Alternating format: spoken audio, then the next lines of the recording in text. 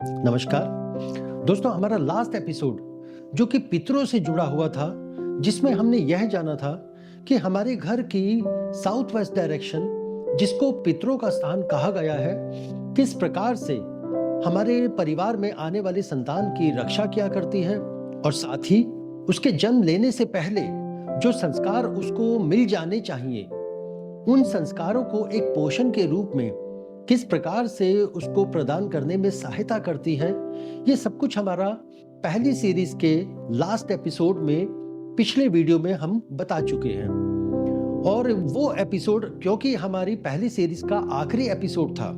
तो यदि आपसे कोई भी एपिसोड उस सीरीज का मिस हो गया है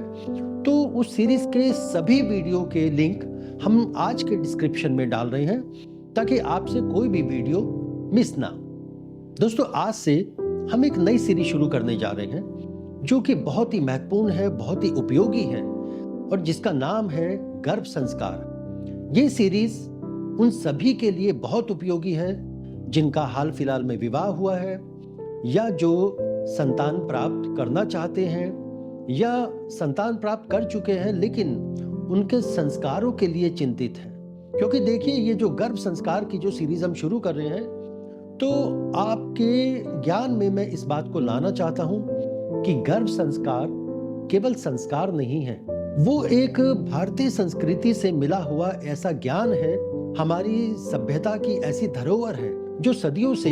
एक माँ अपनी बेटी को और एक सास अपनी बहू को देती चली आई है, जो कि एक स्वस्थ और संस्कारित समाज का आधार थी। उसको फिर दोबारा से लोगों के बीच में पहुंचाने के लिए इस सीरीज के माध्यम से हमारा ये प्रयास है।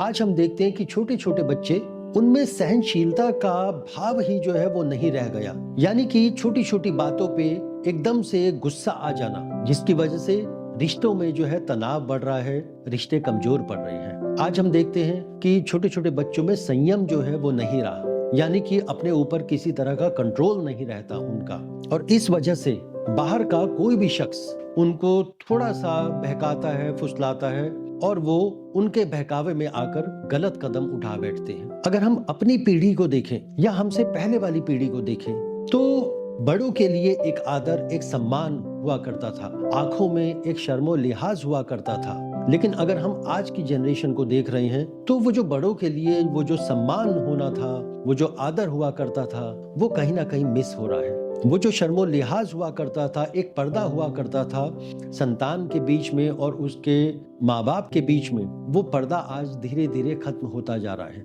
और इन सबके पीछे कहीं ना कहीं एक मुख्य और एक मात्र कारण यही है कि जो संस्कार बच्चों को जन्म लेने से पहले मिल जाया करते थे, आज वो नहीं मिल पा रहे हैं। ये एक बहुत बड़ा सवाल जो है बन गया है, क्योंकि लोगों को गर्भ संस्कार के विषय की अब नॉलेज जो है वो नहीं रही, क्योंकि ये नॉलेज पुराने लोगों को थी, और आज की जनरेशन पुराने लोगों के साथ